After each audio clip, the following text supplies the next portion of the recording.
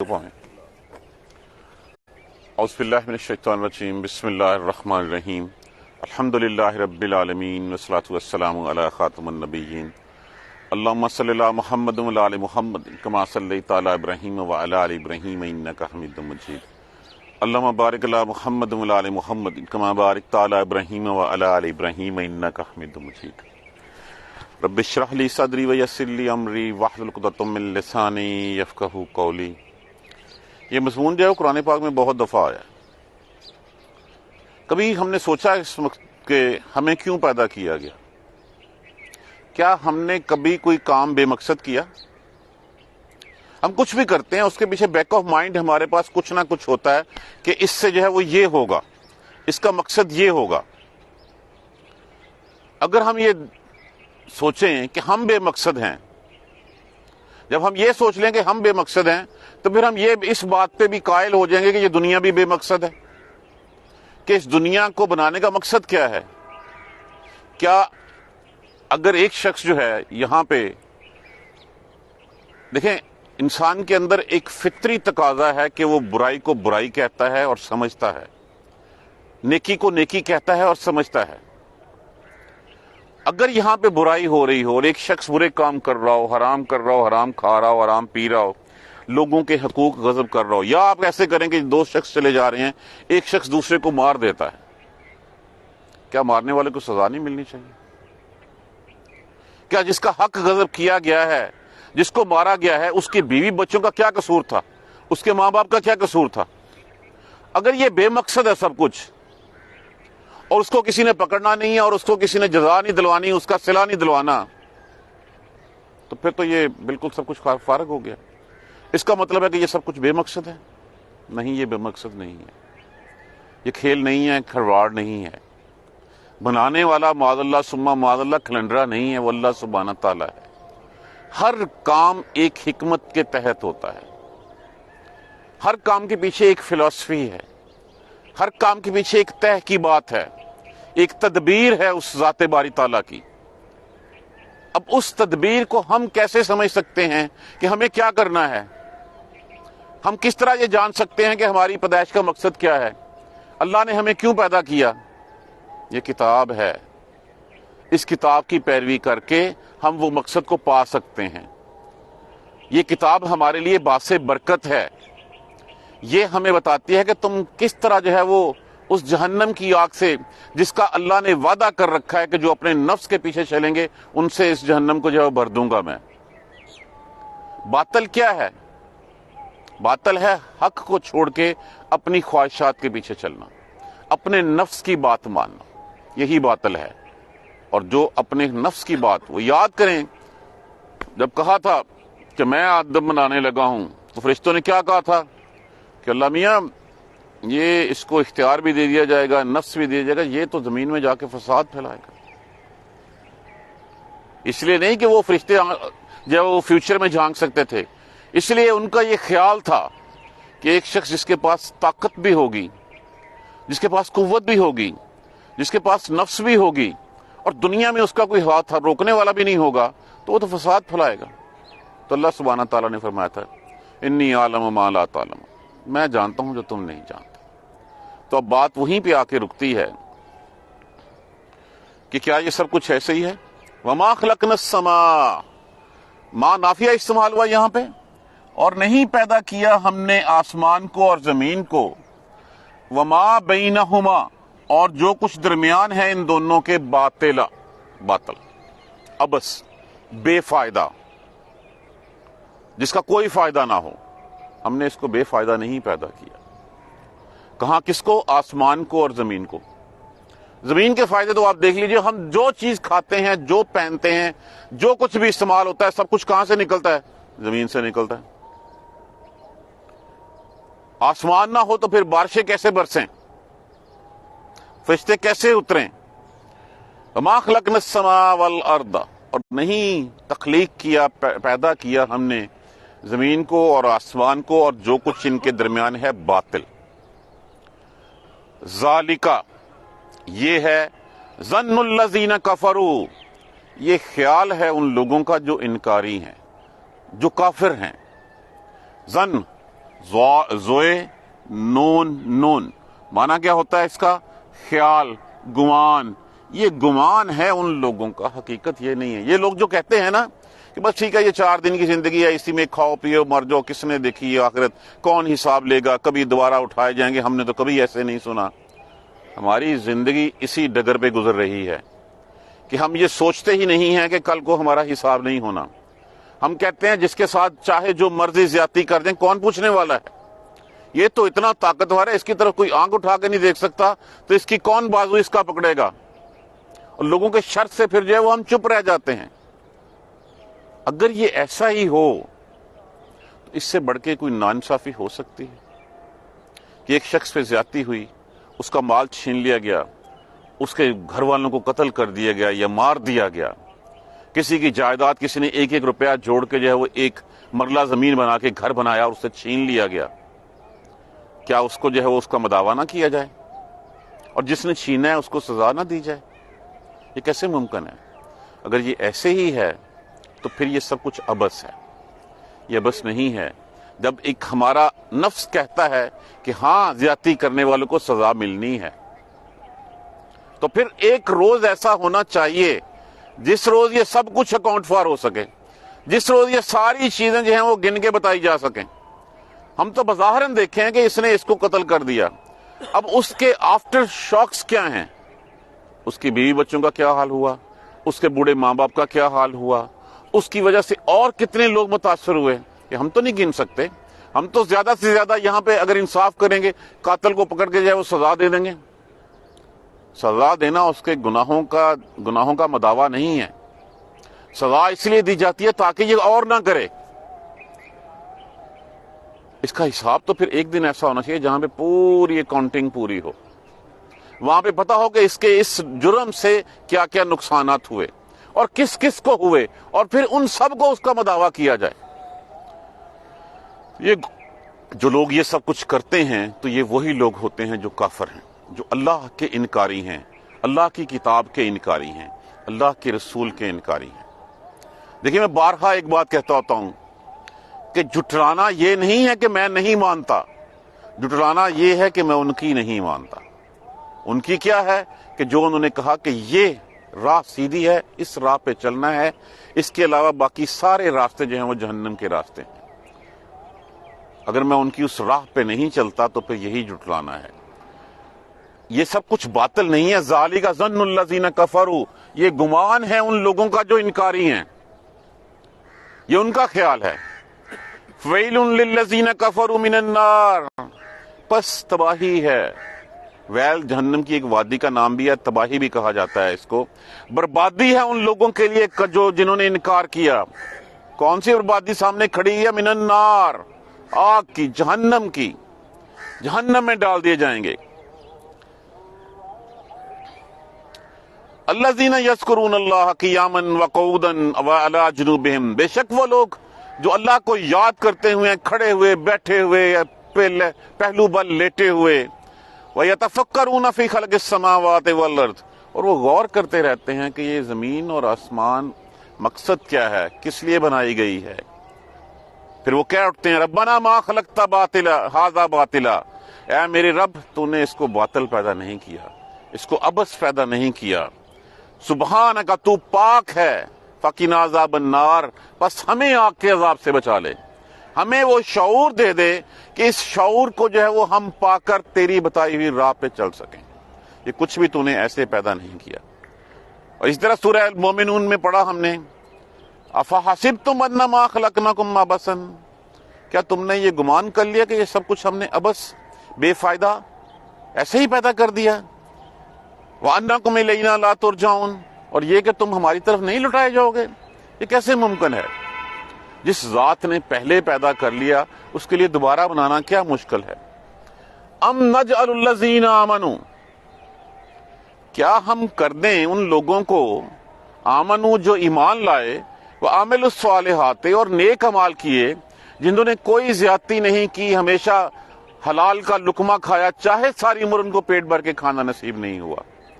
क्या हम बना दें उन लोगों को जो ईमान वाले हैं और नेक अमाल किए, कल मुफ्सिदीना फिल अर्द, کاف جو ہے وہ حرف تشبیہ ہوتا ہے، مانند فسادی لوگوں کے جو زمین میں فساد کرتے ہیں۔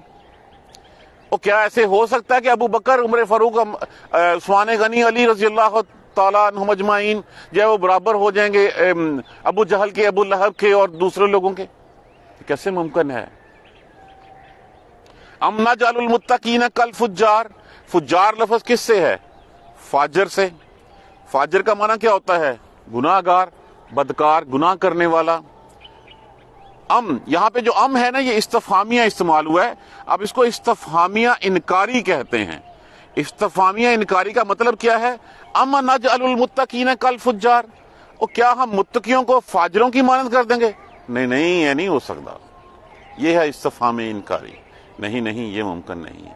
کیا انسانی عقل اس بات کو تسلیم کرتی ہے کہ ایسے ہو سکتا ہے کہ ایک بد اعمال والا اچھے اعمال والے کے برابر ہو جائے، جس نے جو ہے وہ ساری عمر جو ہے وہ زمین کے اوپر جو ہے وہ فساد مچائے رکھا، کوئی شخص اس کے شر سے جو ہے وہ باقی نہ بچا، اس کو بھی وہی صلہ ملے جو جس شخص نے جو ہے وہ سر جھکا کے زندگی گزار دی؟ کیا نیک اور بد لوگ برابر ہو سکتے ہیں؟ کیا نیک اور فاجر، گناہگار، بدکار برابر ہو سکتے ہیں؟ نہیں ہو سکتے۔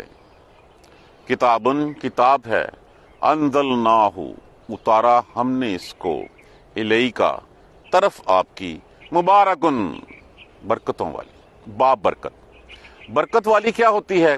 جس سے انسان نفع حاصل کر سکے، جس سے انسان فائدہ حاصل کر سکے، جو اس کے لیے فائدے مند ہو، جو اس کو تکالیف سے بچا سکے، جو اس کو آسائشات کی طرف لے جا سکے۔ تو یہ کتاب ہے جو سیدھے راستے پہ چلاتی ہے۔ یہ کتاب تمہارے لیے نفع ہی نفع ہے۔ اس کی پیروی کر کے تم جو ہے وہ غلط راہوں پہ نہیں چل سکتے۔ لیدبروا، دبروا، تاکہ وہ تدبر کریں۔ تدبر کیا ہوتا ہے؟ غور و فکر کرنا، سوچنا کسی پہ۔ ایک قول ہے، جس نے قرآن پڑھا اور اس نے اس کے بارے میں سوچا ہی نہیں تو اس نے نہیں پڑھا۔ اس نے قرآن پڑھا اور اس پہ عمل نہیں کیا تو مطلب یہ ہے کہ اس نے کوئی غور و فکر نہیں کیا۔ ہم پڑھتے ہیں، روز پڑھتے ہیں، حفاظ کی جماعتیں تیار ہوتی ہیں، اگر ہماری زندگیوں کے اوپر اس کا اثر نہیں پڑتا تو پھر ہم پڑھنے سے کیا لے لیں گے؟ ثواب ہمیں ضرور مل جائے گا۔ یہ کتاب آئی ہے ہمیں ہماری پیدائش کا پیدا کرنے کا مقصد بتانے کے لیے۔ یہ کتاب آئی ہے ہمیں شیطان کے شر سے بچانے کے لیے۔ یہ کتاب آئی ہے کہ ہم اللہ سبحانہ تعالیٰ کے پیارے بندے بن جائیں۔ شیطان تو جو ہے وہ جہنمی ہے، وہ تو چاہتا ہے میں اکیلا نہ ہوں جہنم میں، اس کے ساتھ جو ہے وہ لوگ اکٹھے ہو کے جماعت بن کے جائیں۔ وہاں جا کے اس نے مکر جانا کہ میں نے تھوڑی کہا تھا، میں تمہیں کون سا گردن سے پکڑ کے لے کے آیا تھا، میرا کوئی زور تھوڑی چلتا تھا، تم تو خود اپنے نفس کے پجاری تھے، میں نے تمہارے نفس کو جو ہے وہ پھر بس دنیاوی دل فریبیوں میں جو ہے وہ الجھا دیا اور تم الجھتے چلے گئے۔ لیدبروا آیاتہ، یہ کتاب اتاری ہم نے، اس کو اتارا ہم نے اس کو طرف آپ کی، برکتوں والی، بابرکت۔ کس لیے؟ لیدبروا، تاکہ وہ غور و فکر کریں، وہ سوچیں۔ کس کے بارے میں؟ آیاتہ، اس کی آیتوں پر، اس کی آیتوں پہ غور کریں، اس کی آیتوں پہ سوچیں کہ قرآن کیا کہہ رہا ہے۔ وَلِيَتَذَكَّرَ أُولُو الْأَلْبَابِ، تاکہ سوچیں، غور کریں اور پھر نصیحت حاصل کریں۔ نصیحت کون حاصل کر سکتا ہے؟ جس کو کوئی تھوڑی سی عقل آ جائے، جو یہ سمجھ جائے۔ یہ ہے اس کتاب کا مقصد۔ کتاب انزلناہ، کتاب نازل کی ہم نے، الیکا، طرف آپ کی، مبارکن، برکتوں والی ہے، لیدبروا آیاتہ، تاکہ وہ اس کی آیتوں پہ غور و فکر کریں، ولیتذکر اولو الالباب، اور نصیحت حاصل کریں عقل والے۔ عقل والے کون؟ جو اس قرآن کو پڑھیں گے۔ اگر میں نے اس قرآن کے مفہوم کو سمجھنا ہی نہیں ہے، آج دیکھیے ہم نے قرآن کو وظائف کی حد تک محدود کر دیا، صرف کہ یہ اتنی دفعہ یہ پڑھ لیں تو یہ ہو جائے گا۔ اس قرآن کے میراکلز، اس قرآن کے معجزات اتنے ہیں کہ یہ واقعی وہ ہو بھی جاتا ہے۔ ہم پھر بھی یہ سوچنے کی زحمت نہیں کرتے کہ یار اس آیت میں کہا کیا گیا تھا جو میں نے یہ کام سوچا اور یہ کام ہو گیا۔ میں نے پھر بھی کبھی اس کی جو ہے وہ ڈیپتھ میں جا کے جاننے کی کوشش نہیں کی کہ یہ قرآن کیا کہہ رہا ہے۔ یہ قرآن تو آیا غور و فکر کے لیے، یہ قرآن تو آیا اس سے نصیحت حاصل کرنے کے لیے، میری مشکلوں کا حل تو قرآن ہے، لیکن جب میرے پاس آسودگی ہوتی ہے، کشائش ہوتی ہے، تو پھر اس وقت میں یہ نہیں سوچتا کہ اس قرآن نے مجھے جو ہے وہ اس آسودگی کشائش میں چلنے کا راستہ بھی بتایا۔ اس وقت میں کہتا ہوں کہ مجھ سے بڑا عقل مند کوئی نہیں ہے۔ جس کے پاس 4 پیسے آ جاتے ہیں، نمبر 1 تو فوراً وہ اپنے آپ کو دوسروں سے سپیریئر سمجھنے لگ پڑتا ہے، اس میں تکبر آ جاتا ہے۔ جب اس میں تکبر آتا ہے، دوسروں کو اپنے سے کم تر سمجھتا ہے، اور وہ سمجھتا ہے کہ جو کچھ ہے یہ میری عقل سے ہے۔ اللہ سبحانہ تعالیٰ اسی قرآن میں فرماتے ہیں تم سے پہلے ایسی کتنی قومیں آئی ہیں، ایسی قومیں آئی ہیں کہ جن کی فوجوں کے خزانوں کو اٹھانے کے لیے جو ہے وہ لشکر چلتے تھے اس کی چابیاں لے کے جانے کے لیے، وہ کہاں گئے ہیں؟ قبرستان بھرے پڑے ہیں ایسے لوگوں سے جو کہتے جن میں ہم آ گیا تھا، جس میں میں آ گئی تھی۔ اب ان کی قبروں پہ دھول اڑتی ہوئی دیکھ لو تم لوگ جا کے۔ تو یہ قرآن تو غور کرنے کے لیے ہے، یہ قرآن تو نصیحت حاصل کرنے کے لیے ہے۔ کیسے ممکن ہے کہ اگر ہم اس کو جو ہے وہ پڑھیں اور اس سے پھر سیکھ نہ سکیں کچھ؟ ہمیں انفارچونیٹلی کہہ دیا گیا جس نے قرآن کو خود پڑھا وہ گمراہ ہو جائے گا۔ بھائیو، انگریزی پڑھ کے گمراہ نہیں ہوتے، اردو پڑھ کے گمراہ نہیں ہوتے، دوسری زبانیں نہیں سمجھتے ہم۔ چلو اس کو لینگویج کے طور پہ ہی ہم سمجھیں تو صحیح نا کہ قرآن کیا کہہ رہا ہے۔ ہم تو کھڑے ہوتے ہیں اللہ اکبر کہہ کے اور پھر اس کے بعد السلام علیکم السلام علیکم۔ کیا مانگا میں نے اللہ سے مجھے کچھ پتہ ہی نہیں ہے، کیا دعائیں کی میں نے اللہ سے، کیا مناجات تھی میری اللہ سبحانہ تعالیٰ کے سامنے، کچھ نہیں پتا مجھے۔ تو جس سے میں بات کر رہا ہوں، اگر میں اپنا اس کو جو میں کہہ رہا ہوں اس کا مطلب مجھے نہیں پتا تو اس میں خشوع کیسے آئے گا؟ میں کیسے اس راہ پہ چلوں گا جس کا مجھے مطلب ہی نہیں پتا؟ مجھے کوئی راستہ جو ہے وہ سمجھا دیتا ہے، یہاں پہ تو سمجھانے کے لیے پھر اللہ کا رسول بھی آیا، وہ ٹرینر بھی آیا۔ ایک دفعہ پھر دیکھیے، پہلی بات تو یہ ہے الذین یذکرون اللہ، بے شک وہ لوگ جو اللہ کا ذکر کرتے ہیں، قیاما وقعودا، کھڑے ہوئے اور بیٹھے ہوئے، وعلی جنوبہم، اور اپنے پہلوؤں کے بل۔ 3 ہی صورتیں ہو سکتی ہیں نا انسان کی۔ مطلب کیا ہے؟ ہر وقت ذکر کس کا؟ اللہ کا، اور پھر یہ سوچنا وَيَتَفَكَّرُونَ فِي خَلْقِ السَّمَاوَاتِ وَالْأَرْضِ، جیسے جیسے سوچتے، دیکھیں ایک لفظی تعارف کہا گیا، اللہ کا تعارف کیا ہے؟ یہ کائنات اللہ کا تعارف ہے۔ ہم کسی بھی شخص کو کیسے جانتے ہیں؟ اس کے کام کی وجہ سے۔ یہ بلب کس نے بنایا تھا؟ ایڈیسن نے۔ ٹیلی فون کس کی ایجاد ہے؟ مارکونی کی، گرام بیل کی۔ تو جس کے نے یہ سب کچھ بنایا، مائکروسافٹ ونڈو کس نے بنائی؟ بل گیٹس نے۔ یہ ہمیں سب کچھ پتا ہے۔ یہ کائنات کس نے بنائی؟ اللہ نے۔ تو جب اللہ نے کائنات بنائی ہے تو ہر چیز کا جو مقصد ہے تو وہ اس مقصد کو کیوں نہیں یاد کرتے ہم؟ وَيَتَفَكَّرُونَ فِي خَلْقِ السَّمَاوَاتِ وَالْأَرْضِ، اور وہ غور کرتے ہیں اس کی پیدائش، زمینوں اور آسمان کی پیدائش میں، اور پھر وہ کیا اٹھتے ہیں؟ رَبَّنَا مَا خَلَقْتَ هَذَا بَاطِلًا، اے میرے رب یہ سب کچھ باطل نہیں ہے، یہ عبث نہیں ہے، بے فائدہ نہیں ہے، اس کا کچھ نہ کچھ تو مقصد ہے۔ بس ہمیں مقصد کیا ہے؟ یہ سب کچھ میرے لیے مسخر کر دیا گیا۔ اللہ ہمیں آگ کے عذاب سے بچا لینا، جس وقت ہم اٹھائے جائیں اس وقت ہم تیرے ان لوگوں میں ہوں جن کے دائیں ہاتھ میں نامہ اعمال دیا جائے۔ اور تم لوگوں نے کیا واقعی سمجھ لیا کہ یہ سب کچھ ایسے ہی ہے؟ واپس نہیں آنا تم نے۔ وَمَا خَلَقْنَا السَّمَاءَ وَالْأَرْضَ وَمَا بَيْنَهُمَا بَاطِلًا، نہیں پیدا کیا ہم نے آسمانوں اور زمین کو باطل اور جو کچھ ان کے درمیان ہے۔ ہر چیز کسی مقصد کے ساتھ ہے۔ ہمیں نظر آتا ہے کہ اس کا کوئی فائدہ نہیں ہے، اللہ سبحانہ تعالیٰ جو ہے وہ اس کی حکمت جانتے ہیں۔ کوئی چیز بے عبث نہیں ہے، ہر چیز کے پیچھے اللہ سبحانہ تعالیٰ کی حکمت ہے۔ یہ جو سمجھتے ہیں کہ یہ سب کچھ باطل ہے، بس یہی دنیا آخرت نہیں ہے، یہ خیال کن کا ہے؟ ذَلِكَ ظَنُّ الَّذِينَ كَفَرُوا، یہ خیال ہے ان لوگوں کا جو کافر ہیں، جو انکاری ہیں۔ کس کے انکاری ہیں؟ اللہ سبحانہ تعالیٰ کے انکاری ہیں۔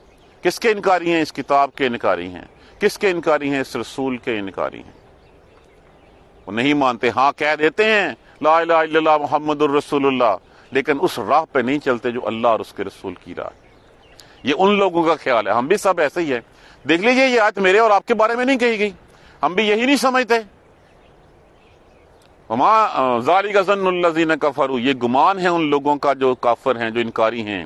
پس پھر بتا بھی دیا، ان کا انجام بھی بتا دیا۔ فَوَيْلٌ لِّلَّذِينَ كَفَرُوا مِنَ النَّارِ، پس تباہی ہے پھر ان کافروں کے لیے آگ میں۔ جہنم ہے ان لوگوں کے لیے جو سمجھتے ہیں کہ یہ سب کچھ بے مقصد ہے، اس کا کوئی مقصد نہیں ہے۔ لوگوں کیا ہو گیا تمہیں؟ ام نجعل الذین آمنوا وعملوا الصالحات، او کیا ہم بنا دیں گے ان لوگوں کو جو ایمان والے ہیں اور نیک اعمال کرتے ہیں، کل مفسدین فی الارض، ان لوگوں کی مانت جو زمین میں فساد کرتے ہیں؟ ہو سکتے ہیں برابر کو لائیے، کیا ہم ان کو ایسے کر دیں گے؟ ام نجعل المتقین کالفجار، او کیا ہم متقیوں کو فاجروں، بدکرداروں، بے حیاؤں کی مانت کر دیں گے؟ نہیں نہیں، ایسے نہیں ہو سکتا۔ استفہامیہ انکاری کا مطلب یہی ہوتا ہے کہ کہنے والے کے بیک آف مائنڈ میں کہ یہ جو تم سوال کر رہے ہو یہ سوال غلط ہے، ایسے نہیں ممکن، ایسے پاسبل نہیں ہے۔ صدیق اکبر جو ہے وہ برابر تو نہیں ہو سکتے ان لوگوں کے؟ کہاں صدیق اکبر کا مقام رضی اللہ تعالیٰ عنہ، اور کہاں پہ جو ہے وہ لائن میں وہ جن کی لاشیں جو ہیں وہ بدر والے دن کنویں میں پھینک دی گئی تھیں؟ برابر ہو سکتے ہیں کبھی؟ کیا متقی اور فاسد برابر ہو سکتے ہیں؟ نہیں ہو سکتے۔ کتاب انزلناہ، یہ کتاب ہے ہم نے نازل کیا اس کو، علیکا طرف آپ کی، مبارکن برکتوں والی ہے، کس لیے؟ لیدبروا، تاکہ وہ غور کریں، سوچیں اس کے بارے میں، آیات ہی، اس کی آیتوں کے بارے میں، تاکہ وہ غور کریں اس کی آیتوں کے اوپر، وَلِيَتَذَكَّرَ أُولُو الْأَلْبَابِ، اور تاکہ نصیحت حاصل کریں کون؟ نصیحت لینے والے۔ نصیحت کون لیتا ہے؟ جو عقل مند ہوتا ہے، جس کو بھلے کی بات بتائی جاتی ہے اور اس میں وہ دیکھتا ہے، پرکھتا ہے اور پھر اس کو اڈاپٹ کر لیتا ہے، مان لیتا ہے۔ تو مانتا کون ہے اچھی بات؟ ہمیشہ عقل والا مانتا ہے۔ جو بے عقلا ہے وہ کبھی اس راہ پہ نہیں چلے گا جس راہ میں جو ہے وہ اس کو کچھ نظر نہیں آتا ہوگا۔ یہ پیغام ہے قرآن کا، یہ مقصود، یہ میسج جو ہے یہ بہت دفعہ دیا گیا ہے، یہ مضمون بہت دفعہ پہلے آ چکا ہے۔ اور پھر جب ہر چیز کا کوئی مقصد ہے تو کیا مقصد ہے؟ قرآن پاک میں کہہ دیا وَمَا خَلَقْتُ الْجِنَّ وَالْإِنسَ إِلَّا لِيَعْبُدُونِ، نہیں پیدا کیا ہم نے جن و انس کو سوائے اس کے کہ میری بندگی کریں، غلامی کریں۔ غلامی کیسے کرنی ہے؟ مسجد کی حد تک اللہ کو محدود کر دینا نہیں۔ غلامی یہ ہے کہ اللہ نے کہا کہ 24 غلامی ہوتی ہے، ٹوٹل انکنڈیشنل اوبیڈینس، غیر مشروط اطاعت۔